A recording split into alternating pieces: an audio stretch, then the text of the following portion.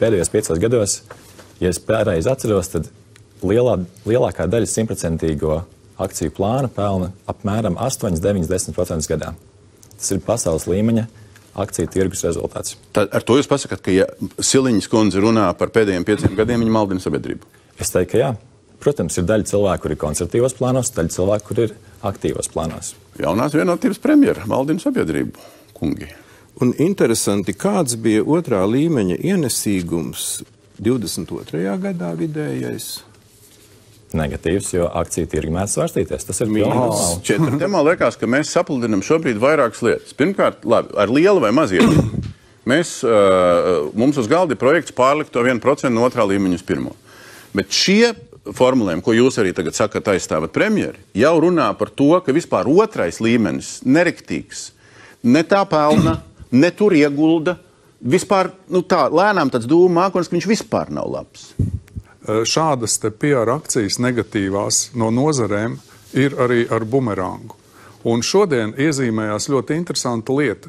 Saimā, es domāju, ka ja mēs sāktu diskusiju par brīvprātīgu pensiju pārnešanu no otrā līmeņa uz pirmo līmeni, saimā šāds likumprojekts izietu.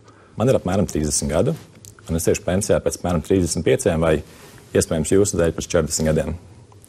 Bet, kad es iešu pensijā, mani būs jāuztur apmēram 1 strādājošiem. Šobrīd ir apmēram 2. Nodokļi, kādus tam 1 strādājušiem būs jāmaksā, lai viņi varētu uzturēt mani kā pensionāru un nodrošināt, lai pirmais pensiju līmenis man maksā nopietnu vērā ņemumu pensiju, vai tādu, par ko es varu izdzīvot, plus vēl nodrošināt to pašu aizsardzību, veselības aprūpi, visu, kas ir šobrīd vajadzīgs valstī. Tas vienkārši nav iespējams, ka tāds viens strādājošais spēj samaksāt tik daudz nodokļus. Un tieši tāpēc ir otrais pensiju līmenis, kurš par to parūpējas, lai vismaz visa tava pensija, es saku, katra mūsu iedzīvotāja pensija nebūtu valsts solījums, bet būtu īsta nauda un īsts uzkrājums. Jūsu solījums otrā pensija līmenī pārsvarā diskusijas valsts sociālās apdrošināšanas aģentūrā bija tādas: neņemiet otro līmeni, pagaidiet 1, 2, jo ir zaudējumi, jūs zaudējat naudu. Jūsu garantijas ir vēl švakākas par valsts garantijām. Jā, bet tas, ko Rozes kungs sacīja, varētu būt taisnība, ja šī norma tiktu lemta ilgtermiņā, mūžīgi mūžam.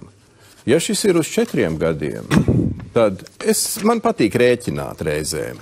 Un es parēķināju uz tādu vidēju 2000 eiro bruto algu, un strādājošais ar šādu algu 4 gados, otrajā līmenī, neiemaksājot šo 1%, viņa pensija samazinātos, pie pašreizējā, pagājušā gada ienesīguma 12,5%, viņa pensija samazinātos par 5,83 eiro.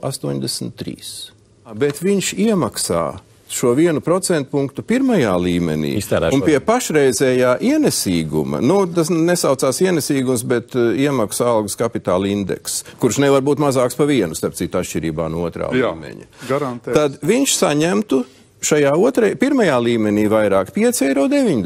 Tātad viņa ieguvums. Pēdējā atbilde, un tad iesaistam ir 7 centi.